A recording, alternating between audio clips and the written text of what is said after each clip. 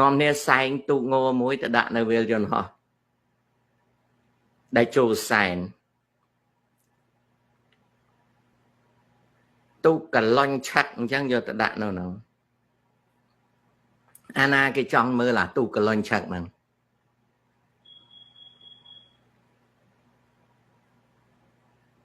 ទូក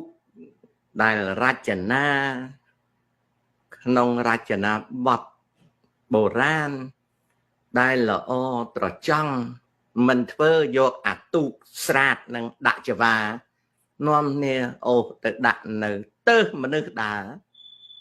បងប្អូនអាណាគេយកទូកប្រវែងណាណៃទៅដាក់នោះសូមបីតែដេកក៏ល្ងងដែរអានេះមិនចង់និយាយទេប៉ុន្តែល្ងងហោះល្ងងហោះមិនមែនល្ងងទូទេណាល្ងងអន់ជាងអាល្ងងទូទៀតបន្ទាប់ពីល្ងងទូគេហៅល្ងងកបៃ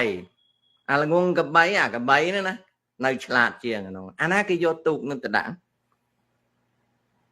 ជនបរទេសណាដែលគេឲ្យតម្លៃទៅលើអាទូកសំគិះហ្នឹងនោះអញ្ចឹងបើថាខ្ញុំមិនចង់និយាយទេចាញ់មកសិតតែយ៉ាប់